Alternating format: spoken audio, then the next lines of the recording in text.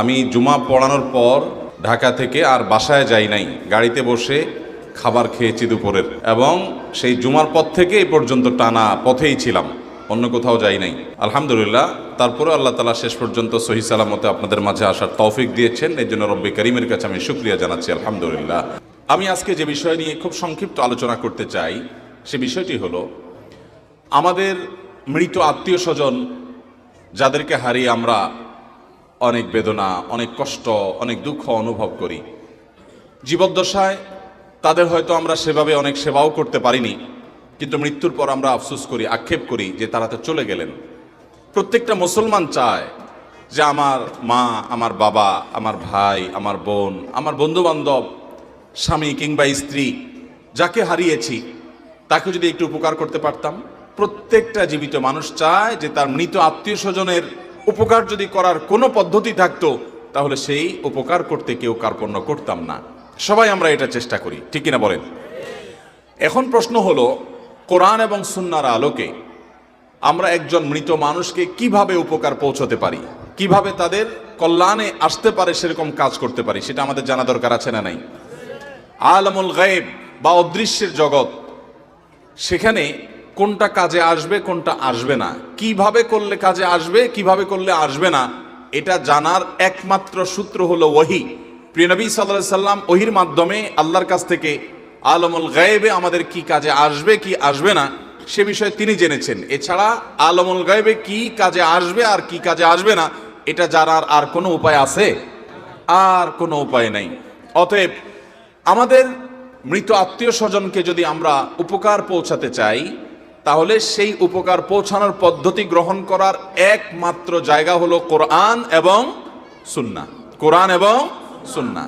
আমার বাবা দুনিয়া থেকে চলে গেছেন প্রায় কয়েক মাস হয়ে গেল, এবং আমরা অনেকে আমাদের প্রিয় বাবাকে, অনেকে মাকে, অনেকে আত্মীয় স্বজন নিকট আত্মীয়দেরকে হারিয়েছি।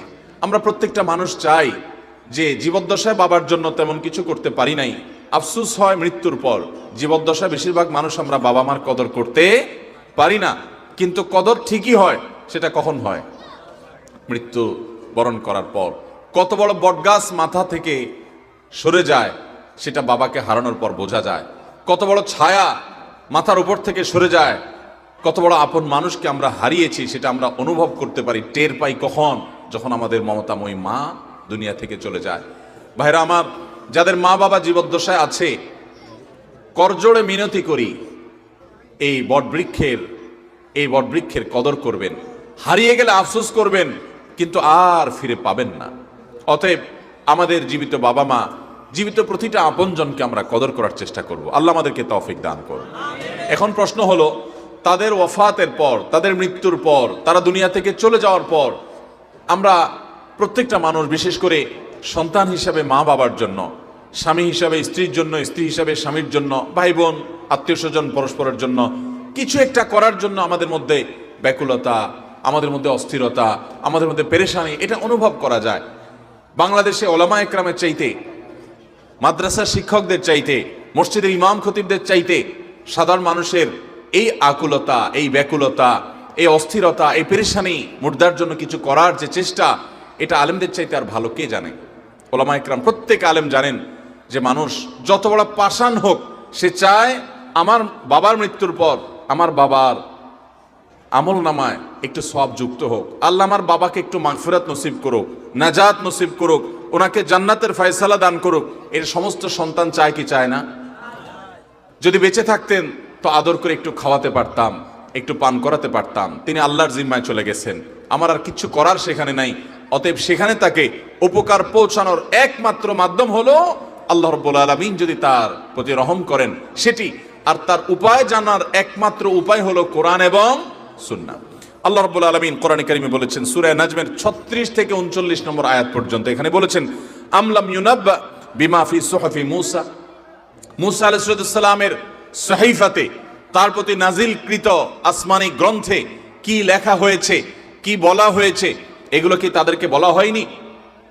ওয়া ইব্রাহিম আল্লাযী ওয়াফা, যে ইব্রাহিম আল্লাহর সঙ্গে কৃত ওয়াদা পূর্ণ করেছেন আলাইহিস সালাতু ওয়াস সালাম, তার সহিফাতে আল্লাহ তাআলা কি নাজিল করেছেন সেটা কি তারা জানে না? কি ছিল সেই সহিফাগুলোতে?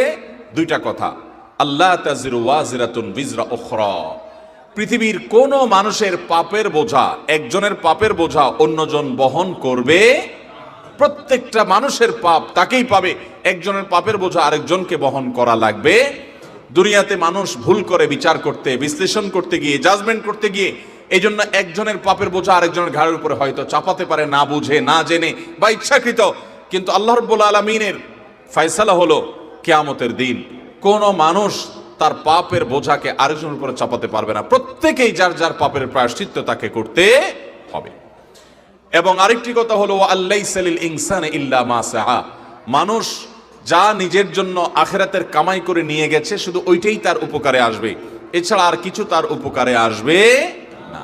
এই দুটি কথা আমাদেরকে পরিষ্কারভাবে জানিয়ে দেয় যে আমাদের মৃত আত্মীয় স্বজনরা দুনিয়া থেকে যদি কিছু নেকামল নিয়ে যান, নামাজ পড়ে যান, দান সাদেকা করে যান, রোজা রেখে যান, তাসবিহ তেলাওয়াত করে যান, তাহলে সেগুলো তাদের মৃত্যুর পর তাদের কাজে আসবে, আমল নামার সেই সওয়াবের বিনিময়ে আল্লাহ তাআলা তাদেরকে দিবেন। এর বাইরে মৃত ব্যক্তিদের জন্য আমরা জীবিত হিসাবে যে উপকার করতে পারি সেটা মৌলিকভাবে সবচেয়ে বড় বিষয় হলো মৃত ব্যক্তির জন্য দোয়া করা।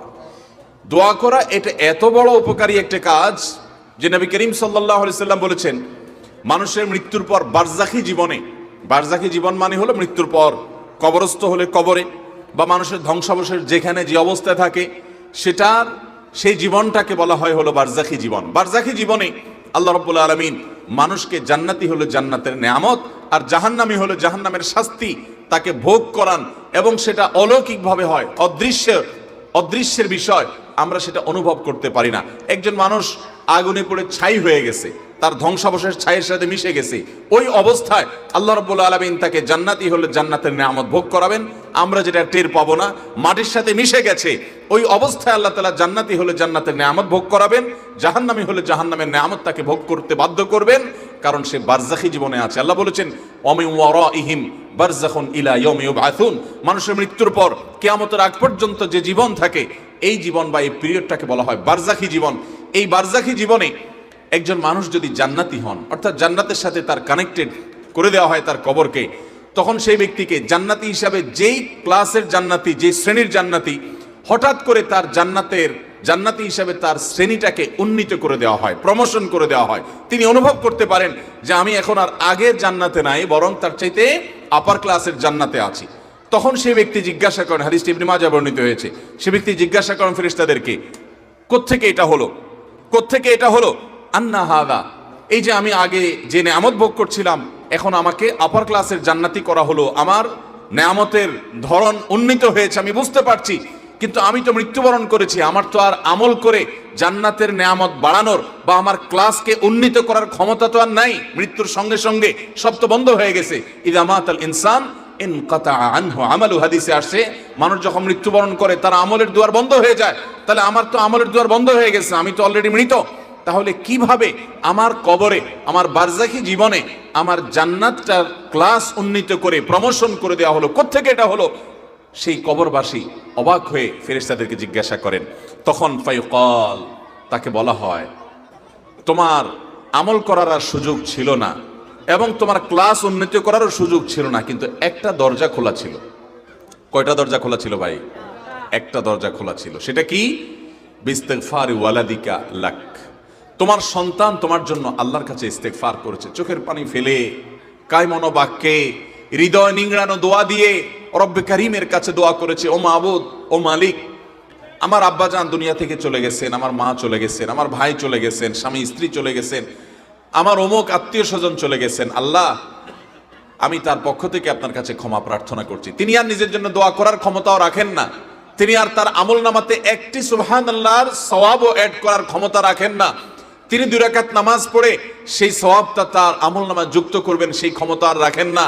ও মালিক, তার সমস্ত আমলের দুয়ার বন্ধ হয়ে গেছে, আমি তার পক্ষ থেকে আপনার কাছে দোয়া করি, আপনি তাকে মাফ করে দেন, আপনি তার প্রতি রহম করেন, আপনি তাকে ভুল ত্রুটি মাফ করে জান্নাতি হিসাবে মর্যাদা দান করেন। যখন কোনো মানুষ তার প্রিয়জনের জন্য দোয়া করে, বিশেষ করে বাবা মার জন্য এভাবে দোয়া করে, নবী করিম সাল্লাল্লাহু আলাইহি সাল্লামের ইবনে মাজাহ বর্ণিত হাদিস বলছে যে ফেরেশতারা তখন ওই ব্যক্তিকে বলেন যে বারজাখী জীবনে তোমার যে জান্নাতের ক্লাসকে উন্নীত করা হলো, তোমার জীবিত সন্তানরা দুনিয়া থেকে তোমার জন্য যে দোয়া করছে, সেই দোয়ার কারণে তোমার এই মর্যাদা বৃদ্ধি করে দেওয়া হলো। ভাইরা আমার, আমরা যদি আমাদের মৃত আত্মীয় স্বজনদের হাহাকার, তাদের ব্যাকুলতা, তাদের কষ্ট, তাদের যে দোয়া এবং আমাদের পক্ষ থেকে তাদের জন্য ইস্তেগফার, এটার যে কাঙ্গাল তারা, এটা যদি আমরা দেখতে পেতাম, আমরা বোধহয় পান, আহার, আরাম, আয়ের সবকিছু ছেড়ে শুধু চোখের পানি ফেলতাম। কত কত অমানুষ সন্তান আছে যে বাবা অনেক আগে মারা গেছেন, মা অনেক আগে মারা গেছেন, ভুলে গেছে। কবরগুলো যত পুরাতন হতে থাকে, মানুষ প্রিয়জনকে তত ভুলতে থাকে। কবরগুলো যত পুরাতন হতে থাকে, মানুষের স্মৃতি থেকে আপনজনরা তত দ্রুততার সাথে হারিয়ে যেতে থাকে। অথচ তারা প্রতিটা মানুষ প্রতিটা মুহূর্তে দোয়ার মুখাপেক্ষী। মোহতারাম হাজরিন, অতএব আমাদের বাবা, আমাদের মা, আমাদের আপনজন দুনিয়া থেকে যদি চলে যায়, তাদের জন্য আমাদের সবচাইতে বড় করণীয়, মূল করণীয়, প্রধান করণীয় হলো যে আমরা তাদের জন্য আল্লাহর কাছে দোয়া করব। কি করব? ইনশাআল্লাহ দোয়া করব। দেখুন, মৃত ব্যক্তির দোয়া কত বেশি দরকার। আল্লাহ রাব্বুল আলামিন একজন মানুষের মৃত্যুর পর সর্বপ্রথম যে আমলটি আমাদের জন্য রেখেছেন তা হলো আমরা দ্রুততার সাথে তাকে গোসল দিয়ে তার জানাজার ব্যবস্থা করব। এই জানাজার নামাজের মধ্যে আমরা মুর্দার জন্য কি করি? সালাতুল জানাজা। এটা মূলত মুর্দার জন্য দোয়ার নামাজ, এটা দোয়ার আয়োজন মূলত। এটাতে রুকু সিজদা না, এটা পূর্ণাঙ্গ সালাতই না, নামাজই না। এটা মূলত পুরো আয়োজনটাই হলো মুর্দার জন্য দোয়ামূলক। আমরা দোয়া পড়ি, আল্লাহুম্মা ফিরলি হাইয়িনা ওয়া মাইয়িতিনা ওয়া শাহিদিনা ওয়া গায়িবিনা ওয়া সগীরিনা ওয়া কাবীরিনা ওয়া যাকারিনা ওয়া উনসানা আল্লাহুম্মা মান আহইয়াইতাহু মিন্না ফাআহইহি আলাল ইসলাম ওয়া মান তাওয়াফাইতাহু মিন্না ফাতাওয়াফাহু আলাল ঈমান আল্লাহুম্মা লা তাহরিমনা আজরাহ আল্লাহুম্মা লা তাহরিমনা আজরাহ ওয়া লা তাফতিননা বা'দাহ। এই যে হাদিস, ওয়া লা তুযিল্লানা বা'দা, কোন কোন riwayate আসছে। এই হাদিসটি সহিহ মুসলিমে এবং সুনানে আরবাআ, অর্থাৎ হাদিসের প্রসিদ্ধ 4টি সুনান গ্রন্থে তিরমিজি, নাসাই, আবু দাউদ, ইবনে মাজাহ এবং সহিহ মুসলিমে বর্ণিত হয়েছে। এ দোয়ার অর্থ আমরা অনেকে জানি, অনেকে জানি না। আল্লাহুম্মা ফিরলি হাইয়িনা, আল্লাহ আমাদের জীবিতদেরকে মাফ করে দিন। ওয়া মাইয়িতিনা, আমাদের মৃতদেরকে মাফ করে দিন। ওয়া সগীরিনা ওয়া কাবীরিনা, আল্লাহ আমাদের যারা বড় আছেন তাদেরকে মাফ করে দিন, যারা ছোট আছেন তাদেরকে মাফ করে দিন। আল্লাহুম্মা ফিরলি হাইয়িনা ওয়া মাইয়িতিনা ওয়া শাহিদিনা ওয়া গায়িবিনা, আল্লাহ আমাদের যারা উপস্থিত তাদেরকে মাফ করে দেন, যারা অনুপস্থিত তাদেরকে মাফ করে দেন। ওয়া সগীরিনা ওয়া কাবীরিনা, আমাদের ছোটদেরকে মাফ করে দিন, বড়দেরকে মাফ করে দিন। ওয়া যাকারিনা ওয়া উনসানা, আমাদের পুরুষদেরকে মাফ করে দিন, নারীদেরকে মাফ করে দিন। তারপর কি? ওয়া যাকারিনা ওয়া উনসানা আল্লাহুম্মা মান আহইতাহু মিন্না ফাআহই আল ইসলাম, আল্লাহ আমাদের মধ্যে যারা জীবিত থাকে আপনি তাদেরকে ইসলামের উপরে জীবিত রাখুন। ইসলামের উপরে জীবিত থাকা কঠিন ভাই। চতুর্দিকে ফিতনা চলছে আমাদের ঈমান হরণ করবার জন্য। এই কঠিন সময় ঈমানের উপরে টিকে থাকা কঠিন, এজন্য দোয়া করতে হয়। এবং ওমান তাওয়াফাইতাহু মিন্না ফাতাওয়াফাহু আলাল ঈমান, আমাদের মধ্যে যাদেরকে আপনি মৃত্যু দিবেন আল্লাহ তাদেরকে ঈমানের সাথে যাওয়ার তৌফিক আপনি দান করবেন, ঈমানটা যেন নিয়ে যেতে পারি সেই তৌফিক আপনি দান করবেন। আল্লাহুম্মা লা তাহরিমনা আজরাহ, আল্লাহ আমাদেরকে এর বিনিময় আপনি দেওয়া থেকে মাহরুম করবেন না। ওয়ালা তুদিল্লানা বাদা, এবং যার জানাজা পড়তেছি আল্লাহ এই লোকটা চলে যাওয়ার পর আমরা যেন গোমরা না হয়ে যাই। তাহলে একজন মানুষের মারা যাওয়ার পর আমরা জানাজা নামাজে তার জন্য দোয়া করছি। এরপর যখন দাফন করছি, অনেকে এই আমলটা জানেন না। জানাজার আমল আমরা জানি, নবী করিম সাল্লাল্লাহু আলাইহি ওয়াসাল্লাম বলেছেন কেউ যদি জানাজা নামাজে শরীক হয় তাকে আল্লাহ রাব্বুল আলামিন 1 কিরাত পরিমাণ সওয়াব দান করেন। কয় কিরাত সওয়াব দান করেন? 1 কিরাত। কোন আমলের বিনিময়ে? জানাজা নামাজে শরীক হলে। যে কোনো মানুষ মারা গেছেন, আপনার পরিচিতও না হয়তো, আমরা অনেকে জানাজা পড়ি শুধু নিজের পরিচিত লোকদের, আপনার আত্মীয় স্বজনের, কিন্তু অপরিচিত লোকদের জানাজা পড়ি না। আপনি আরব দেশগুলোতে দেখবেন, আরব দেশের মানুষেরা তারা জানাজা শুনলে সেখানে চলে যায়, কারণ জানাজা শামিল হওয়া এটা একটা সওয়াবের কাজ, এটা একটা ইবাদতের কাজ। আমরা মনে করি শুধু আমার বাপ ভাই আত্মীয় স্বজন হলে আমি জানাজা পড়বো। অচেনা একটা জায়গাতে যাচ্ছেন, একজন অপরিচিত মানুষের জানাজা হচ্ছে, আমরা মনে করি এখানে তো আমার শরীক হওয়ার দরকার নাই। অথচ নবী করিম সাল্লাল্লাহু আলাইহি ওয়াসাল্লাম বলেছেন যেই কোনো মুসলমানের জানাজায় যদি আপনি শরীক হন আল্লাহ রাব্বুল আলামিন আপনাকে 1 কিরাত পরিমাণ সওয়াব দান করবেন। কয় কিরাত? কিরাতের পরিমাণ কি? নবী করিম সাল্লাল্লাহু আলাইহি ওয়াসাল্লাম তার ব্যাখ্যায় বলেছেন ওহুদ পাহাড় সমতুল্য। ওহুদ পাহাড় দেখেছেন? ওহুদ পাহাড় যারা দেখেছেন তারা জানেন মদিনাতে শহাদায়ে ওহুদের কবরের পেছনে বিশাল যে পাহাড় গোটা মদিনাকে ঘিরে আছে, যে ওহুদ পাহাড় নিয়ে নবী সাল্লাল্লাহু আলাইহি ওয়াসাল্লামের অনেকগুলো হাদিস আছে। তিনি বলেছেন জাবাল উহুদ ইউহিব্বুনা ওয়া নুহিব্বুহু, এই ওহুদ পাহাড় আমাদেরকে ভালোবাসে, আমরা তাদেরকে ভালোবাসি, তাকে ভালোবাসি। বিশাল আকারে, এত বড় পাহাড় যে দেখলে তার বিশালতা অনুভব করা যায়। তো যদি কেউ জানাজার নামাজের শরীক হয়, আল্লাহ তাকে এই উহুদ পাহাড়ের সমপরিমাণ সওয়াব দান করেন শুধু জানাজার শরীক হওয়ার মাধ্যমে। এবং জানাজার শরীক হওয়ার পর লাশের পেছনে পেছনে যখন কবরস্থানে নেওয়া হয়, যারা পেছনে পেছনে যায় এবং মাইয়েতকে কবরে রাখার পর, মাটি দেওয়ার পর, দাফন করার পর সে অপেক্ষা করে, এই পর্যন্ত যারা অপেক্ষা করে এবং মাইয়েতের জন্য দোয়া করে, এই কবর দেওয়া পর্যন্ত যদি অপেক্ষা করে এবং কবরস্থান পর্যন্ত লাশের পেছনে পেছনে যদি যায়, তাহলে আল্লাহ তাআলা তাকে আরো 1 কিরাত সওয়াব দান করেন। তাহলে 1 কিরাত সওয়াব পায় হলো, উহুদ পাওয়ার পরিমাণে সওয়াব পায় হলো জানাজা শরীক হলে, আর জানাজা পড়ে লাশের পেছনে পেছনে কবর পর্যন্ত গেলে আরেকটা আমল হয়ে যায়। এই দ্বিতীয় আমলটা আমরা অনেকে যাই না, জানাজা পড়ে বাড়িতে চলে যাই, অথচ দাফন পর্যন্ত যাওয়া উচিত। যাবো তো ইনশাআল্লাহ। এই যে একটা নতুন আমলের কথা শুনলাম, তাহলে এখন থেকে কোনো জানাজা নামাজ যখন আমরা পড়বো, যদি সময় থাকে চেষ্টা করব লাশের পেছনে পেছনে যাওয়া এবং গিয়ে কবরে তাকে রাখা পর্যন্ত অপেক্ষা করার চেষ্টা করব তো ইনশাআল্লাহ। আমরা সুন্নাত জানি না, বিদআত জানি, আমরা সঠিকটা জানি না, ভুলটা জানি। যেমন আমাদের বাংলাদেশের প্রত্যেকটা এলাকাতে প্রচলিত আছে যে লাশের খাটিয়া এটা যখন কাঁধে করে আমরা নিয়ে যাব, 40 কদম পর পর কাঁধ পরিবর্তন করতে হয়, সামনে আলা পিছনে, পিছনে আলা সামনে, ডানালা বামে, বামালা ডানে। এরকম কথা আপনাদের এলাকায় আসেনি? অথচ এর কোনো ভিত্তি কোনো হাদিসে পাওয়া যায়। এবং অনেক কথা বলা হয় যে অমুকটা পড়ে যেতে হবে, তমুকটা পড়ে যেতে হবে। তো এই যে একটা ব্যাপার আছে, অতএব আমরা অনেকে মনে করি যে এগুলো পড়তে হয় না ভাই, বরং আমরা যখন লাশের খাটিয়া নিয়ে যাব তখন আমরা আখিরাতের কথা চিন্তা খুব স্বাভাবিকভাবে হবে এবং আমাদের এই পরিণতির মধ্যে যেতে হবে সেটার কথা আমরা মনে করব। এবং ওই কাঁধ পরিবর্তন করাটা নির্ভর করবে, জি গুরুত্বপূর্ণ কথা, যে জানাজার পরে আবার আমরা মুনাজাত করি। জানাজা নামাজটাই হলো দোয়া, এরপর আবার আলাদা করে দোয়ার কোনো প্রয়োজন নাই।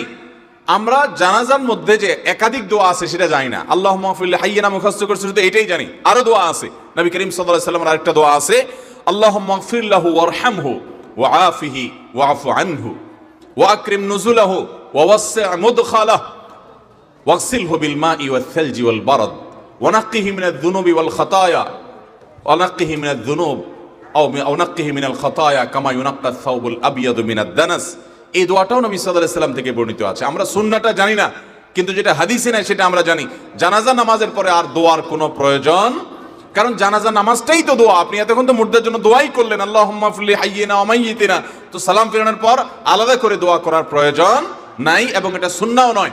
এটাকে আমরা যেভাবে অপরিহার্য বানিয়ে নিয়েছি সেটা বিদআতে পরিগণিত হওয়ার আশঙ্কা আছে। তো যেটা বলছিলাম যে আমরা যখন লাশ কবরে নিয়ে যাব, তখন যারা জানাজায় শামিল হয়েছেন সময় থাকলে পেছনে পেছনে যাব, তাহলে কি হবে? ওই যে 1 কিরাত, 1 পাহাড় পরিমাণ সওয়াব পাওয়া যেত, এখন আরো একটা পাহাড় পরিমাণ সওয়াব যুক্ত হবে ইনশাআল্লাহ। এরপর আমরা যখন লাশকে দাফন করে দেই, দাফন করার পর একটা সুন্নাহ আছে আমরা অনেকেই জানি না। ওই যে জানাজার পরে দোয়া করি, যেটা হাদিসে নাই সেটা আমরা জানি, হাদিসে যেটা আছে সেটা জানি না। কোনটা? সেটা হলো আপনি লাশ দাফন করার পর, মুর্দাকে কবরে রাখার পর কেবলামুখী হয়ে আল্লাহর কাছে দোয়া করবেন। প্রত্যেকে যার যার মতো দোয়া করবেন মুর্দার জন্য। এখানে দোয়া সুন্নাত, ইন্ডিভিজুয়াল ব্যক্তিগত দোয়া প্রত্যেকে করবে, এটা সুন্নাত। কিন্তু আমাদের দেশে মানুষ জানে না। নবী করিম সাল্লাল্লাহু আলাইহি ওয়াসাল্লাম মাইয়িতকে দাফন করার পরে বলেছেন, ইস্তাগফিরু লি আখিকুম ওয়াসালু লাহু আত-তাসবীত। তোমাদের ভাই যাকে তোমরা দাফন করলে এই মানুষটার জন্য আল্লাহর কাছে এখন ক্ষমা প্রার্থনা করো এবং তার জন্য দোয়া করো, সে দুনিয়াতে যে ঈমানদার ছিল এখন মুনকার নাকিরের প্রশ্নের জবাবে যেন ঈমানের উপরে অটল থাকতে পারে, এজন্য দোয়া করো। এজন্য দোয়া করা সুন্নাত, কিবলার দিকে ফিরে, যে আল্লাহ আপনি তাকে মাফ করে দেন, আল্লাহুম্মা গফির লাহ, আল্লাহ আপনি তাকে মাফ করে দেন, এবং ওয়াসাব্বিতহু বিল কওলিস সাবিত, এবং তাকে ঈমানের উপরে অটল আপনি রাখুন। এই দোয়া আমাদের মুর্দাদের জন্য করা হলো সুন্নাত। তাহলে দেখেন, মানুষ মারা যাওয়ার পরে জানাজাতে দোয়া করছি, কবরে রাখার পরে কিবলামুখী হয়ে আমরা তার জন্য দোয়া করছি, আবার যখন আমরা কবর জিয়ারত করতে যাচ্ছি আমরা দোয়া করছি আল্লাহুম্মা গফির লি হাইয়িনা ওয়া মাইয়িতিনা। আমরা দোয়া করছি আসসালামু আলাইকুম, আসসালামু আলাইকুম আহলাদ দিয়ার মিনাল মুমিনিনা ওয়াল মুসলিমিন, আনতুম সালাফুনা ওয়া নাহনু বিল আসাল ওয়া ইন্না ইনশাআল্লাহু বিকুম লাহিকুন। কোথাও কোন কোন রিওয়ায়াতে আসসালামু আলাইকুম ইয়া আহলাল কুবুরের কথাও আছে, বিভিন্ন রকমের বর্ণনা আছে। তাহলে আসসালামু আলাইকুম আহলাদ দিয়ার মিনাল মুমিনিনা ওয়াল মুসলিমিন ওয়া ইন্না ইনশাআল্লাহু বিকুম লাহিকুন আনতুম সালাফুনা ওয়া নাহনু বিল আসার। অর্থাৎ হে কবরবাসী, ঈমানদাররা, মুসলিমগণ, তোমাদের প্রতি শান্তি বর্ষিত হোক, তোমাদের সাথে আমরাও যুক্ত হচ্ছি বেশি দিন থাকতে পারবো না এই পৃথিবীতে, আমরাও আসতে হবে তোমাদের কাছে। তাহলে দেখেন, মানুষের মৃত্যুর পরে জানাজায় দোয়া, দাফনের পর তার জন্য দোয়া, আপনি যখন কবরে জিয়ারত করতে যাচ্ছেন সেখানেও তার জন্য দোয়া করছেন, আর এরপরও সারা জীবন তার জন্য দোয়া করছেন। এখান থেকে বোঝা যায় একজন মানুষের মৃত্যুর পর আমরা জীবিত মানুষগুলো তাদের জন্য সবচেয়ে বেশি যে কাজটা করতে পারি বা করা উচিত, যেটা তাদের উপকারে দিবে, সেটা হলো দোয়া। ইবনে মাজার যে হাদিসটি একটু আগে আমি শোনালাম, সেই হাদিস থেকে আপনারা জানলেন যে একজন ব্যক্তিকে যখন তার জান্নাতে মর্যাদা উন্নীত করা হয়, বারজাখি জীবনে জান্নাতের নিয়ামত বুলন্দ করা হয়, তিনি জিজ্ঞাসা করেন আন্না হাদা, কোত্থেকে এলো? তখন তাকে বলা হয় বিস্তিগফারি ওয়ালাদিকা লাক, তোমার সন্তান, আমাদের প্রিয়জনরা যারা জীবদ্দশায় আছি তারা যখন ইস্তেগফার করি, দোয়া করি, এর মাধ্যমে মাইয়েতের কি হয়? উপকার হয়। অতএব আমাদের মৃত মানুষদের জন্য আমরা দোয়া করবো তো ইনশাআল্লাহ। দোয়ার ক্ষেত্রে এসে বিরাট একটা ঝামেলা তৈরি হয়। সেটা কি? দোয়ার 3টা ফরম্যাট আছে। কয়টা ফরম্যাট আছে? মৃত ব্যক্তির জন্য দোয়ার ফরম্যাট কয়টা আছে? 3টা আমাদের সমাজে। এক, নিজে দোয়া করা, আত্মীয় স্বজন সবাই যার যার মতো দোয়া করো মাইয়েতের জন্য, এটা একটা ফরম্যাট, যে নিজেরা দোয়া করা। ফরম্যাট নম্বর 2, কোন আলেম ওলামা, হাফেজ সাহেব, ইমাম সাহেব, খতিব সাহেব, মাদ্রাসার শিক্ষক সাহেব এবং যে কোনো মুরব্বী বা যে কোনো মুসলমানের কাছে দোয়া চাওয়া, এটা আরেকটা ফরম্যাট।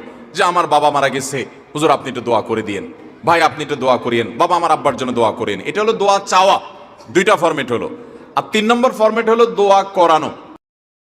ইল্লা মা সাআ, মানুষ যা নিজে করবে সেটা সে পাবে, আরেকজন করলে সেটা পাবে না। অতএব কোরআন তেলাওয়াত বাচ্চারা তেলাওয়াত করলে তাদের সওয়াব হবে, মুর্দার কোনো এখানে উপকার হবে না। তাছাড়া কোরআন তেলাওয়াত যদি আপনি শুনাইতে চান, তাহলে জীবিত ব্যক্তিকে কোরআন শুনাবেন, কোরআনের অর্থ বুঝাবেন। মৃত ব্যক্তিকে কোরআন আপনি শোনানোর ক্ষমতাও নেই। ইন্নাকা লা তুসমিউল মাউতা, আল্লাহ কোরআনে বলেছেন তুমি মৃত ব্যক্তিকে শোনাবার ক্ষমতা রাখো। তাহলে মুর্দার চারপাশে কোরআন তেলাওয়াত পড়া, এটা শরিয়া কর্তৃক নির্দেশনা, কিন্তু আমরা অনেকে করি। তো যাই হোক, মুর্দার জন্য আমাদের দোয়াটা সবচেয়ে বেশি প্রয়োজন। দোয়ার ক্ষেত্রে সমস্যা হলো যে বললাম, আমরা দোয়া করি যতটুকু, তার চেয়ে বেশি দোয়া চাই আর তার চেয়ে বেশি দোয়া করাই। মুর্দার জন্য দোয়া করানো শরীয়তে জায়েজ নাই। অর্থাৎ করানো বলতে টাকা পয়সা দিয়ে, ভাড়াটিয়া লোক দিয়ে দোয়া করানো, এটা শরীয়তে জায়েজ নাই। কিন্তু দোয়া চাওয়া জায়েজ আছে, আর যার যার নিজের দোয়া তিনি করতে পারেন। ভাইরা আমার, একটা বড় জটিলতা হলো আমরা দোয়া করতে চাই না। আমরা দোয়া করতে চাই না কেন? কারণ আমরা বলি হুজুর আমি গুনাহগার মানুষ, আমার দোয়া কি কবুল হবে? এই জন্য আমি টাকা দিয়ে হুজুর ঠিক করি যে হুজুর দোয়া করুক। কারণ দোয়ার যে মায়ের প্যাচ, হুজুররা দোয়া করলে কত সুন্দর সুর দিয়ে, কবিতা বলে, শের বলে, কত সুন্দরভাবে হেসে কেন্দে, বিভিন্নভাবে ছন্দে ছন্দে মিলিয়ে, তাল মিলিয়ে কত সুন্দর হুজুররা দোয়া করে, আমাদেরও চোখের পানি পড়ে আর চলে যায়। কিন্তু আমি তো এরকম দোয়া পারি না। তো এই জন্য আমরা চাই যে হুজুরদেরকে টাকা পয়সা দিয়ে দিই, ওনার বাপের জন্য দোয়া করে দেখ, আমার মায়ের জন্য দোয়া করে দেখ। সব জায়গায় কন্ট্রাক্টারই চলে, আমরা সব জায়গায় পয়সা দিয়ে কাজ সারতে চাই, মনে করি এখানেও পয়সা দিয়ে কাজ সারবো। ভালো করে শুনে রাখেন, যারা মনে করেন যে আমি তো দোয়া জানি না, আমার দোয়া কি আল্লাহ কবুল করবেন? প্রথম কথা হলো আপনি দোয়া জানেন না কেন, এই একটি কারণে আপনার নিজেরই তো শাস্তি হবে। বাপমার জন্য দোয়া করবেন তো পরের কথা, দোয়া শিখা আমাদের জন্য আবশ্যক কি আবশ্যক না? আল্লাহ কোরআনে বলছেন উদউনি আস্তাজিব লাকুম, তোমরা আমার কাছে দোয়া করো আমি দোয়া কবুল করব। কে বলেছেন এটা?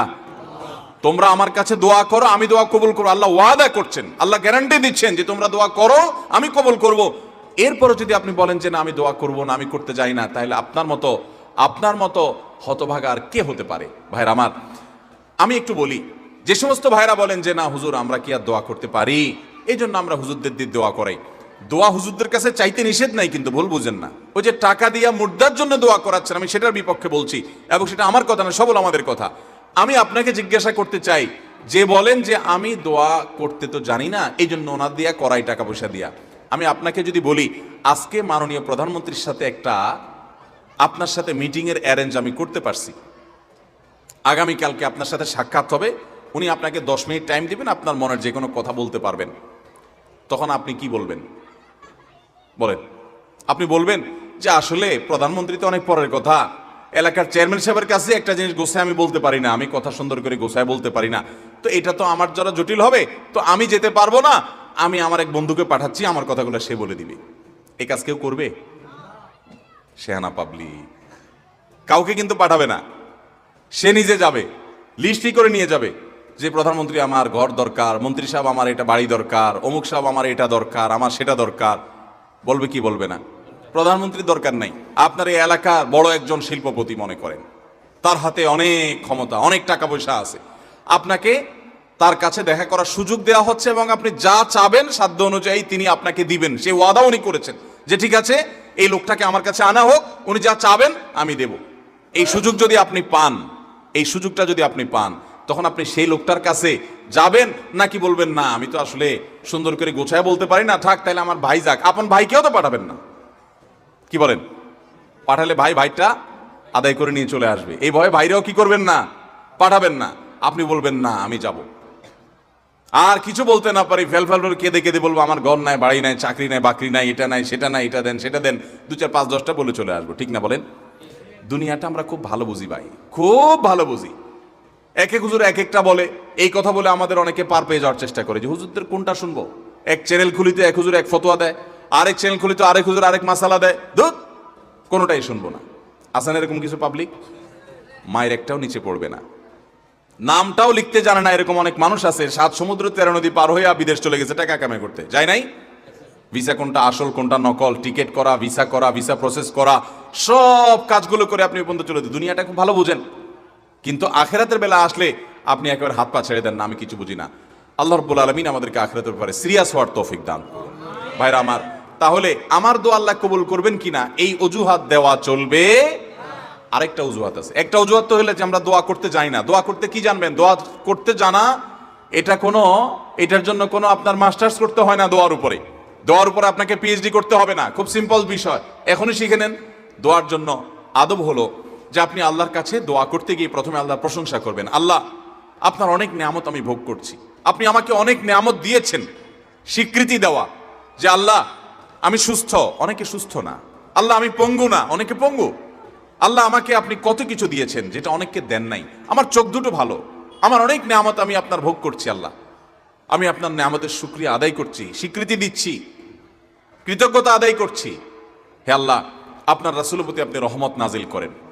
আপনি যদি লম্বা চড়া বিস্তারিত না বলতে পারেন, আপনি সূরা ফাতিহাটা পড়েন, আলহামদুলিল্লাহ রাব্বিল, আল্লাহর প্রশংসা সেখানে হয়ে গেছে, আলহামদুলিল্লাহ রাব্বিল আলামিন পড়েন, দুরূদ শরীফ পড়েন, বাস। এরপরে আপনি এবার বলেন আল্লাহ আপনি আমাকে মাফ করে দেন। আল্লাহ আমার বাবা চলে গেছেন, তাকে মাফ করে দেন। আল্লাহ আমার মা দুনিয়া থেকে চলে গেছেন, তাকে মাফ করে দেন। ভাইরা আমার, আসল কথা হলো আমরা সেই ব্যথাটাই অনুভব করি না। আপনার মৃত আত্মীয় স্বজনের জন্য যদি আপনার সেই ফিলিংস কাজ করতো তো চোখের পানি ফেল করে আসতো।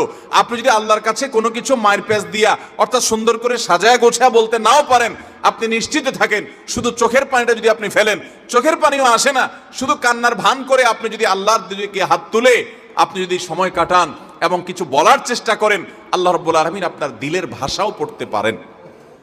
আল্লাহ তাআলা আলিমুম বিযাতিস সুদূর, তিনি বান্দার মনের খবর কি সেটাও জানেন। আল্লাহর কাছে গোপন বলতে কোনো কিছু। অতএব ভাইরা আমার, আমরা দোয়া করতে জানি না, এই অজুহাতে সারা জীবন দোয়া থেকে মাহরুম থাকা চলবে। আমরা কয়জন মানুষ আছি যে জীবনে 10টা মিনিট আল্লাহর কাছে দুহাত তুলে চোখের পানি চেয়েছি? আমাদের বলার অভ্যাসই নাই। বাংলাদেশের মানুষ দোয়া করতেই জানে না। আর আমরাও এক শ্রেণী হুজুর আছি, আপনাদেরকে দোয়া শিখাই না। কারণ যে কোন দোস্তর কথা শুনেছি, এক দোস্ত প্রতিদিন তার দোস্তরে মাছ খাওয়ায়।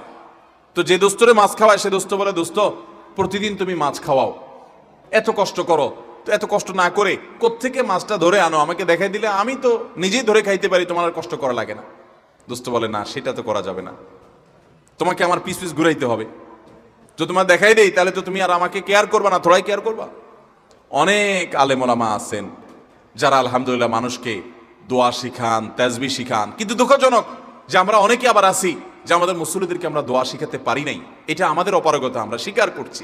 আপনাদের শেখানো উচিত, আর আপনাদেরও শেখা উচিত। কতকাল আপনি হুজুর দিকে চায়ে থাকবেন? বাংলাদেশের মানুষকে দেখা যায় ঘর উদ্বোধন করবে, হুজুর লাগবে। গাড়ি কিনছে নতুন ট্রাক, দোয়া করতে হুজুর লাগবে। ছেলের খাতনা করাইছে, হুজুর লাগবে। বাপ মারা গেছে, হুজুর লাগবে। প্রতিটা কাজে হুজুর। আমি একবার এক থানার ওসি সাহেবকে বললাম, উনি আমার অফিসে আসছিলেন, আমার থানার ওসি, কথাবার্তা হচ্ছিল। একটা পর্যায়ে কি একটা প্রসঙ্গে আসছে, আর বললাম যে ওসি সাহেব, একটা বাড়ি থেকে আপনাদের অসৎ অফিসাররা যারা টাকা খায় কয়বার খাইতে পারে? যদি ভায়োলেশন করে একবার ঘুষ দিলে আপনারা খুশি হয়ে যান, ঠিক আছে ভাই একবার দিছ, এবার তুমি করো, আমি দেখতেছি। যারা অসৎ তারা করে, সবাই না। কিন্তু একজন মানুষ যখন বাড়ি করে তখন কিন্তু এই দোয়ার যে আনুষ্ঠানিকতা আছে। এই আনুষ্ঠানিকতার মাধ্যমে এলাকার হুজুর কিন্তু কয়েক দফায় টাকা পায়। কিভাবে? আমি দেখেছি যে অনেক ইমাম সাহেবদেরকে দিয়া প্রথম কোপ দেওয়ায়, যে বহুতল ভবন হবে এখানে, হুজুর প্রথম কোপটা আপনি দেন, তাহলে হুজুর সেখানে একটা টাকা পাইল। একবার হইল নি? এরপরে যখন ছাদ ঢালাই হয়, সেন্টারিং হয়ে গিয়ে যখন ছাদ ঢালাই হবে, আবার হুজুরে ডাকে, হুজুর আপনি একটু দোয়া করে দেন যেন ভাঙা না পড়ে। দ্বিতীয় দফা হইল নি? এরপরে ছাদ ঢালাই হওয়ার পরে বিল্ডিং যখন কমপ্লিট হয়ে যায়, এবার প্রতিটা ফ্ল্যাটের মালিকরা আলাদা আলাদা করে দোয়ার আয়োজন করে, আবার হুজুর দোয়া পায়। তো একটা বিল্ডিংয়ে যদি 10 জন মালিক থাকে, যার যার ফ্ল্যাটে উঠতে আবার 10 বার দোয়া পায়, তাহলে 10 বার 10 জনের মাটির কোবে একবার 11 বার, ছাদে সেন্টারিং এর সময় একবার 12 বার, আর কমপ্লিট হওয়ার পরে একবার 13 বার। এরকম 13 বার, 14 বার, 15 বার, 5 বার, 10 বার পর্যন্ত একজন হুজুর টাকা পায়। ওসি সাহেব আমার কথা শুনে ফেলফেল করে চেয়ার। যাই হোক, এখানে আবার মিলাচ্ছি না আমি যে ঘুষের সাথে এখানে হুজুরদের টাকা দেওয়া। দুনিয়াবি কাজ, দুনিয়াবি যে কোনো বিষয় হুজুররা যদি করেন, সেটা বিনিময় দিলে সেটা জায়েজ আছে। কিন্তু আমি বলছি যে আপনি নিজের দোয়া নিজে করতে শিখেন। আপনি সবকিছু হুজুরের দিকে চেয়ে আছেন কেন? বাংলাদেশে মানুষ দোয়া করতে জানে। মসজিদে নামাজের পরে সম্মিলিত মোনাজাত যেসব মসজিদে চালু আছে তারা করে, বেশিরভাগ মসজিদে চালু আছে বাংলাদেশ। আপনারা দেখবেন যে কোনো ব্যক্তি হয়তো নামাজের পরে জিকির, আজকার, তাসবিহ যেগুলো মাসনুন ওজিফা আছে সেগুলো করতেছে, এদিকে ইমাম সব হাত তুলছে। তো কেউ যদি ওই টাইমে একটু জিকির আজকার করে, তো আশপাশ থেকে দেখবে মানুষের ভাবে গুতা মারে। খেয়াল করছেন? এর মানে কি? এর মানে হলো হুজুর হাত তুলছে, তুমি বসে আছো কেন এখনো?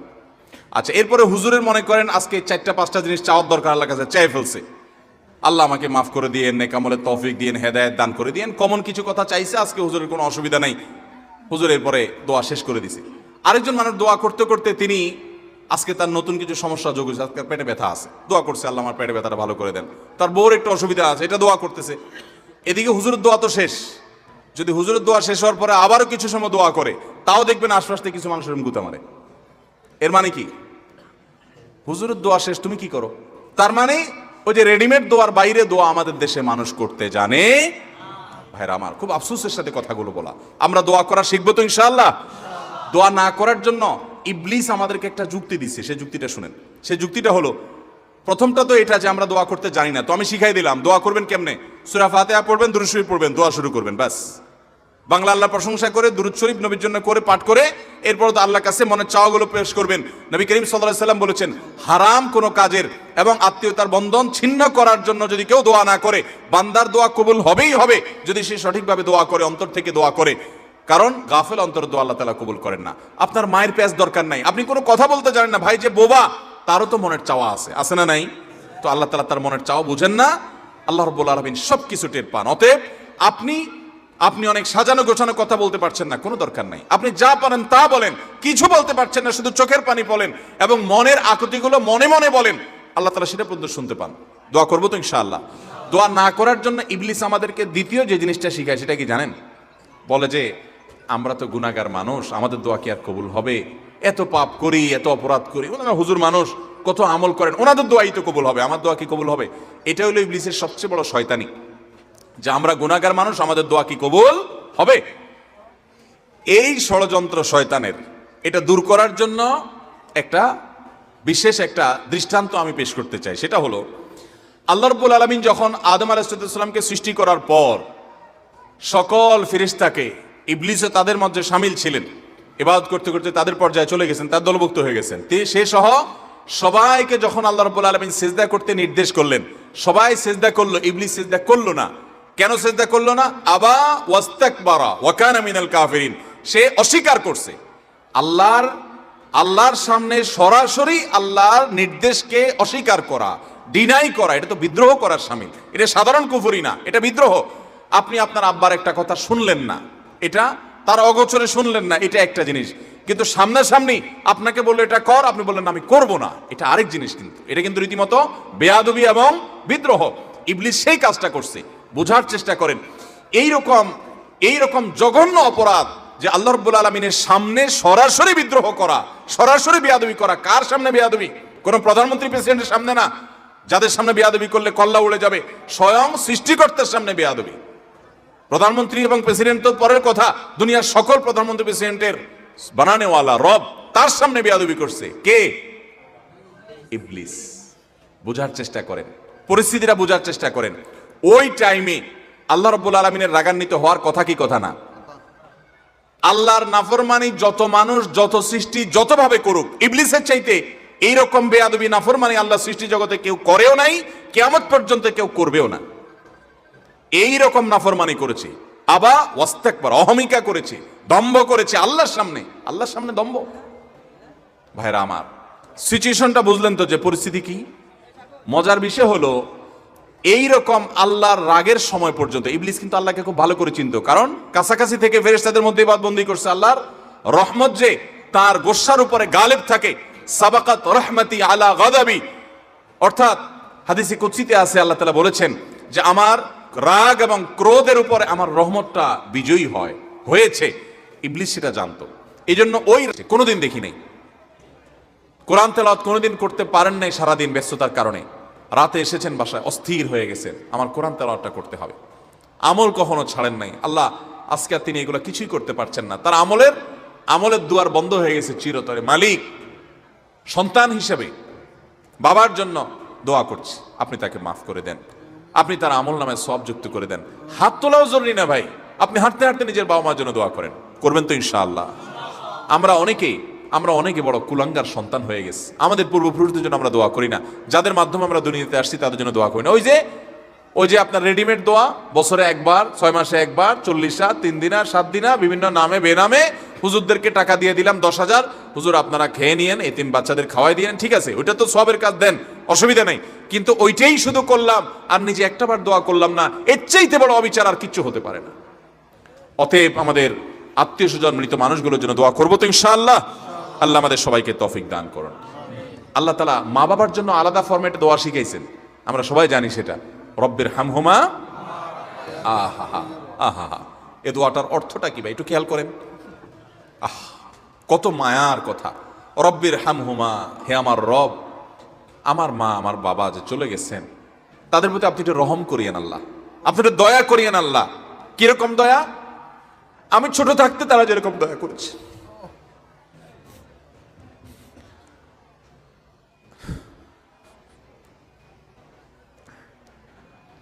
আমাদের বাবা মা বাচ্চাদের প্রতি কতটা মায়া করেন, যারা সন্তানের বাবা হয়েছেন তারা সবাই টের পান কি পান না? কিন্তু আমরা মরার পর কিছুদিন কান্নাকাটি করার পর এরপর বাবা মাকে ভুলে যাই, আমরা আমাদের জগতে ব্যস্ত হয়ে পড়ি। আমাদের বাবা মা কিন্তু তাদের জীবদ্দশা আমাদেরকে ভুলতেন না। গভীর রাতে একটু আওয়াজ দিয়েছি, ঘুম পাগল মা, ঘুম কাতুরে মা, যে মা তার কানের কাছে চিৎকার করলেও ঘুম ভাঙে না, সে মাটা নিজের বাচ্চার একটু আওয়াজ শুনে সাথে সাথে ঘুম ভেঙে যায়। বেশিরভাগ বাবা, পৃথিবীতে বহু খারাপ মানুষ আছে ভাই, কোনো খারাপ বাবা খুব একটা নাই, হাতে গোনা 2-1টা বিচ্ছিন্ন ঘটনা ছাড়া বহু খারাপ মানুষ আছে পৃথিবীতে, কিন্তু খারাপ বাবা, সন্তানের জন্য বাবা কি না করে বলেন, কি না করে। যত বাবা দেখেছেন, আপনারা নিজেরা যারা বাবা আছেন, কোথাও ভালো কোনো খাবার যদি দেয় কেউ, আপনি যদি কোনো জায়গায় যান ভালো কোনো খাবার সার্ভ করা হয়, তো সেই খাবারটা দেখার পর যদি আপনার সন্তান থাকে, সবার আগে মনে পড়ে সন্তানের কথা। এত সুন্দর টেস্টি খাবারটা যদি আমার ছেলেটার জন্য নিয়ে যেতে পারতাম, বা মেয়েটা যদি তার সাথে শেয়ার করতে পারতাম, মনে পড়ে কি পড়ে না বলেন? কিন্তু আমরা বেশিরভাগ মানুষ বড় অত্যাচারী, বড় অবিচারী। আমাদের মা বাবা জীবদ্দশায় তো তাদের প্রতি আমরা হক আদায় করতে পারিই না, মৃত্যুর পরও তাদের জন্য আমাদের হক আদায় করা হয় না। ভাইরা আমার, বাবা মার জন্য দেখেন কি দোয়া আল্লাহ শিক্ষা দিয়েছেন, রব্বির হামহুমা কামা রব্বায়ানি সগীরা। আল্লাহ আমাকে ছোটবেলায় আমার মা যে মায়া করেছেন, আল্লাহ আব্বা জান যে মায়া করেছেন, যে স্নেহ করেছেন, নিজের শরীরের চামড়া দিয়ে যদি জুতা বানিয়ে দেওয়া হয়,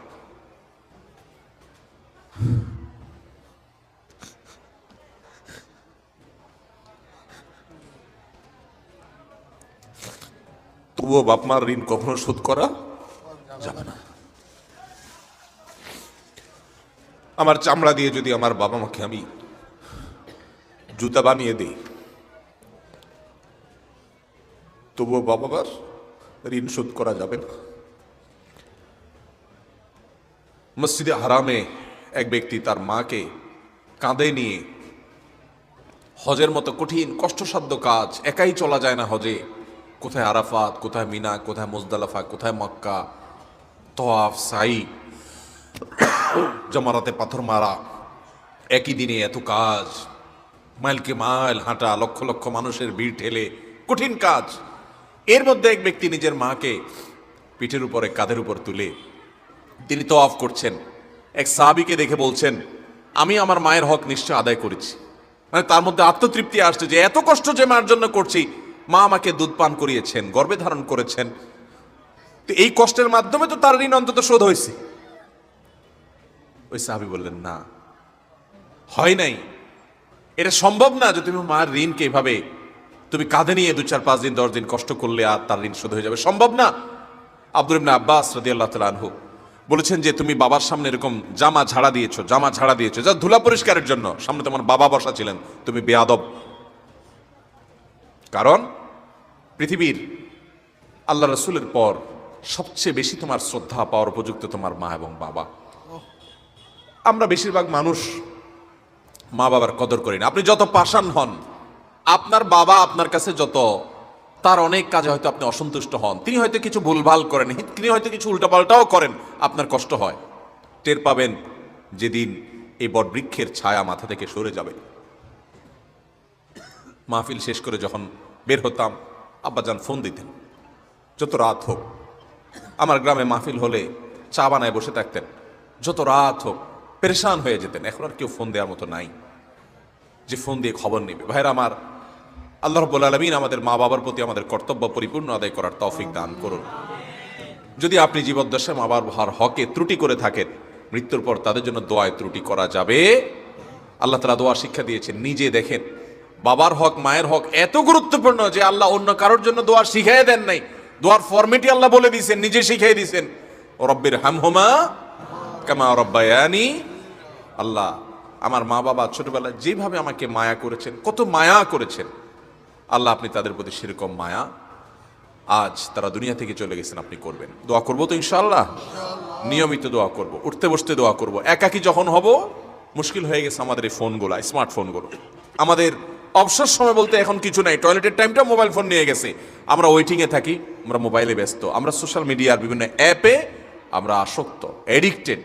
আমাদের দোয়ার কোনো সময় নেই। আল্লাহ রাব্বুল আলামিন আমাদেরকে মা বাবার জন্য দোয়া করার তৌফিক দান করুন, মুর্দাদের জন্য দোয়া করার তৌফিক দান করুন। তাহলে যেটা বলছিলাম, মানুষের মৃত্যুর পর মৃত মানুষের জন্য জীবিতরা সবচেয়ে বেশি যে করণীয়টা তাদের, সেটা হল দোয়া। বেশি বেশি দোয়া, উঠতে বসতে, চলতে ফিরতে, শুইতে খাইতে, এমনকি অজু অবস্থায়, বিনা অজু অবস্থায় হাত তুলে, হাত তোলা ছাড়া একাকী যখন আছেন, মনে মনে আল্লাহর সাথে কথা বলা শুরু করবেন। আল্লাহ, আমার এই প্রিয় মানুষটা দুনিয়া থেকে গেলেন, আমার এই আপন মানুষটা চলে গেছেন, আল্লাহ আপনি ছাড়া তার কেউ নাই, আল্লাহ আপনি তার প্রতি রহম করেন। মন খুলে দোয়া করব। এই দোয়া মুর্দার জন্য কি পরিমাণ উপকার হয়, ইবনে মাজার যে হাদিসটা আমি শুনিয়েছি সেখান থেকে আমরা জানলাম। আল্লাহ আমাদেরকে আমল করার তৌফিক দান করুন। মৃত ব্যক্তির জন্য আর কি করতে পারি আমরা, আমি দীর্ঘ আলোচনা যাব না, কারণ অনেক সময় হয়ে গেছে। মৃত ব্যক্তির জন্য আমরা আরো যা করতে পারি সেটা হলো সাদাকা, দান, তার তরফ থেকে দান করতে পারি। এটা অনেক বেশি উপকারী তার জন্য। আয়েশা রাদিয়াল্লাহু তাআলা আনহা থেকে বর্ণিত হাদিস আমরা জানতে পারি, এক ব্যক্তি এসে বলছেন, ইয়া রাসূলুল্লাহ, আমার মা মারা গেছেন, আফা আতাসাদ্দাকু আনহা, আমি কি তার তরফ থেকে সাদাকা করতে পারি? নবীজি সাল্লাল্লাহু আলাইহি ওয়াসাল্লাম তখন বলেছেন, নাম, হ্যাঁ, তুমি তোমার বাবা, তোমার মায়ের তরফ থেকে তুমি সাদাকা করতে পারো। এক সাহাবী তার মায়ের তরফ থেকে না বাবার তরফ থেকে যেন কুয়া, একটা কুয়ার পানি, তখন পানি পান করা মরুভূমিতে, এখনো এটা অনেক বড় একটা ব্যাপার, কাউকে পানি পান করানো, পানি পাওয়া যায় না যেখানে সেখানে, তিনি গোটা কুয়া দান করে দিয়েছেন যে মানুষ পানি পান করুক, আল্লাহর জন্য সওয়াবযুক্ত হোক আমার মায়ের আমল নামায়। এই জন্য আমাদের মৃত আত্মীয় স্বজনদের জন্য আমাদের দোয়ার পরে সবচেয়ে বড় এবং মূল করণীয়ই হলো দোয়া। এর পাশাপাশি আমাদের যে কাজটি করা উচিত এবং এটা তাদের উপকারে আসবে, সেটা হলো তাদের জন্য সাদাকা করা ভাই। এবং এই সাদাকায় নাম ফুটানোর নিয়ত করবেন না। মসজিদে 10 ব্যাগ সিমেন্ট দিচ্ছেন আর 5 বার নাম লেখা লিখে দিচ্ছেন যেন আপনার নাম ঘোষণা হয়, তাহলে সেটা সওয়াবের আশা আপনি রাখিয়েন না। আপনি দান করবেন কার কাছ থেকে? সওয়াবের আশায়। ওই মসজিদের লোকজন জানবে, কমিটির লোকজন জানবে, মুসল্লিরা জানবে, মাহফিলের 10,000 টাকা দিয়া হুজুরকে দিয়া ঘোষণা করে আমার হাবা নিয়েছেন, সবাই জানলো, এসব নিয়ত যদি থাকে তাহলে সেক্ষেত্রে এটা সওয়াব তো পাবেনই না, বরং লৌকিকতার কারণে, শিরকে আসগার, রিয়ার কারণে শিরকে আসগারের গুনাহ হতে পারে। এই জন্য ভাইরা, আমাদের মৃত ব্যক্তিদের জন্য আমরা দান সাদাকা করব। দান করা মানে এই না যে আপনাকে লাখ লাখ কোটি কোটি টাকা দান করতে হবে। আপনি গরিব মানুষ, আপনি 10 টাকা দেন, 5 টাকা দেন, আপনি অল্প টাকা দেন। দানের সময় নিয়ত করবেন, আল্লাহ এই মসজিদে আমি 10 টাকা দিচ্ছি, মাদ্রাসা 10 টাকা দিচ্ছি, একটা কালভার্ট বানিয়ে দিচ্ছি, একটা গরিবকে একটা সেলা মেশিন কিনে দিচ্ছি যার সেলা মেশিনের দ্বারাই উপার্জন হতে পারে, একজনকে একটা রিক্সা কিনে দিচ্ছি যার রিক্সায় ভাড়া চলে তাকে মালিক বানিয়ে দিলাম। আল্লাহ আমি একজনকে একটা জিনিস দিচ্ছি, কেন এই জিনিসটা দিচ্ছি? এটার সবটা আমি নিজে চাচ্ছি না, আমার মা যিনি মারা গেলেন, আমার বাবা যিনি চলে গেলেন, আমার স্বামী কিংবা স্ত্রী, বন্ধু কিংবা বান্ধব যে চলে গেছেন তার জন্য আল্লাহ এটাকে সওয়াবের জন্য আপনি এটা তার পক্ষ থেকে কবুল করেন, তার আমল নামা সওয়াবটা অ্যাড করে দিয়েন। এই আমলটা আমরা যদি মুর্দাদের জন্য করি সেটা অনেক বেশি উপকারী। চেষ্টা করবো তো ইনশাআল্লাহ। এই দানের আমলটা এটাকে আবার আমরা আমাদের মন মতো বানায় নিছি। কীরকম? 7 দিনে, 3 দিনে, 40তম দিনে মানুষ খাইয়ে দান করতে হবে, এই ফরম্যাট তো সাহাবা ইকরাম থেকে আমরা পাই না। হ্যাঁ, আপনি খাদ্য দান করতে পারেন মুর্দার তরফ থেকে, দোষের কিছু নেই, কিন্তু সেই খাদ্য দানটা যেন রীতিমতো আনন্দ অনুষ্ঠানের মতো দেখা না যায়। আপনি গরিব দুঃখীকে খাবার খাওয়ান, এতিমখানায় খানা দেন, আপনি গরিবদের বাড়িতে বাজার করে দেন, টাকা পয়সা দিয়ে দেন। ভাইরা আমার, কিছু কিছু আমল আছে যেগুলো আমাদের সমাজে নাই। আমি সৌদি আরবে দেখেছি যে আপনার কোনো একজন মানুষ চেহারা সুরত দেখে মনে হচ্ছে উনি গরিব মানুষ, বাজার করে সুপার মার্কেটে ক্যাশের কাউন্টারে আসছে। আল্লাহর আরেক বান্দা পেছন থেকে এসে বলছে, যদি আপনি মনে কিছু না করেন আপনার বিলটা আমি দিয়ে দিতে চাই। তার বিলটা দিয়ে দেন, কত খুশি লাগে তার কাছে। আপনি বাজারে যেয়ে দেখেন বহু গরিব মানুষ আছে বারবার মাছ বাজারে যেয়ে মাছ মূলায় নিতে সাহস করে না, টাকার অভাব আছে, মাছটা পছন্দ হয়েছে কিন্তু নিতে পারে না। আপনার যদি আল্লাহ তৌফিক দেয়, ওই আপনার মায়ের জন্য, আপনার বাবার জন্য আপনি তাদেরকে সওয়াব দেওয়ার উদ্দেশ্যে গিয়ে তার পিঠে হাত দিয়ে বলেন, ভাই আপনি মনে কিছু না করলে আপনার এই মাছটার বিল আমি দিতে চাই, আল্লাহকে খুশি করার জন্য। কত দোয়া পাবেন জানেন? কিছু কিছু সময় আছে যে আপনার হাজার হাজার টাকা দানের চাইতে 200-400 টাকা দানের অনেক বেশি সওয়াব হয়। একটা গরিবের বাচ্চা দেখছেন যে বারবার কোনো একটা হোটেলের সামনে ঘুরছে, কিন্তু খাবার কেনার সাহস পাচ্ছে না, মুদি দোকানে যাচ্ছে, বারবার মোলামুলি করছে, নেওয়ার সাহস পাচ্ছে না, আপনি তো তাকে জিনিসটা কিনে দিলেন মুর্দার তরফ থেকে। এটা হলো সাদাকার সবচাইতে উত্তম পদ্ধতিগুলোর একটি। এছাড়া মসজিদ মাদ্রাসাতে সাদকা জারিয়ামূলক কাজ করতে পারি, মাদ্রাসা এতিমদেরকে আমরা খাওয়াই দিতে পারি। আমরা আমাদের মৃত আত্মীয়স্বজনের তরফ থেকে দান করবো, সেটা সাদাকা হোক, নগদ টাকা হোক, খাবার দাবার হোক, কোনো স্থায়ী কাজে হোক। সবচেয়ে উত্তম হলো সাদকায়ে জারিয়া। সাদকায়ে জারিয়া এটা সবচেয়ে বেশি উত্তম। সাদকায়ে জারিয়া বলতে মসজিদ মাদ্রাসার ভবন করে দিলেন, একটা কালভার্ট করে দিলেন, সমস্ত মানুষ উপকার পেলো। একটা রাস্তা ভেঙে আছে, আপনার রাস্তাটা ঠিক করলেন, যত মানুষ যাবে উপকার পাবে, আপনার ওই মৃত মা বাবা সওয়াব পাবেন। চেষ্টা করবো তো ইনশাআল্লাহ। তাহলে মৃত মা বাবার তরফ থেকে, আত্মীয়স্বজনের তরফ থেকে আমরা সাদাকা করব, দান করব, এটা অনেক বেশি উপকারী। স্থায়ী দান ভালো, আর অন্যগুলো আমরা করতে পারি, কিন্তু দিনক্ষণ ঠিক করে যে খানা খাওয়াইতে হবে এরকম কোনো কালচার ইসলামে আমাদেরকে করতে বলা হয় নাই। এগুলো এসেছে শ্রাদ্ধ থেকে। শ্রাদ্ধ আমি ডিটেইল আর যাব না, গুগলে গিয়ে তালিব বিশ্ব রপালা আকার দয়ের পিঠে বড় দ শ্রাদ্ধ লিখে সার্চ দেন, সার্চের রেজাল্ট পাবেন, শ্রাদ্ধ কাকে বলে কি।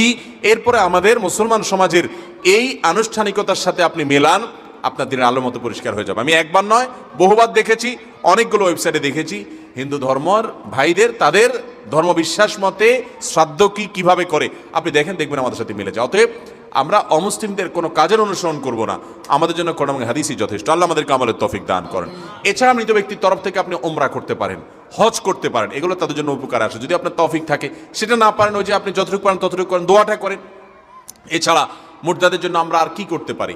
অনেক ওলামায়ে কেরামের মধ্যে এখানে মত পার্থক্য আছে যে অন্য সব আমলই তাদের পক্ষ থেকে আমরা পৌঁছাতে পারি কিনা। যেমন কোরআনে কারীমে পড়ে তেলাওয়াতটা তাদের জন্য সওয়াব বকশিশ করলাম, সিয়াম তাদের পক্ষ থেকে রাখার কথা হাদিসে আছে, তারপরে নামাজ পড়ে আমি এটা সওয়াবটা তাদের জন্য বকশিশ করলাম, এটাও জায়েজ আছে। তবে অনেক ওলামা সেখানে ভিন্ন মত পোষণ করেন। তো আমরা মুর্দাদের জন্য বেশি বেশি করে, বিশেষ করে দোয়া এবং সাদাকা, এর পাশাপাশি অন্যান্য যে আমালগুলো সওয়াব রেচানি করা যায় সেগুলো আমরা বেশি বেশি করবো, চেষ্টা করবো তো ইনশাআল্লাহ। আল্লাহ তাআলা আমাকে আপনাকে আমাদের সবাইকে আমল করার তৌফিক দান করুন। জাযাকুমুল্লাহু খাইরা ওয়া আখিরু দাওয়ানা আনিল হামদুলিল্লাহ।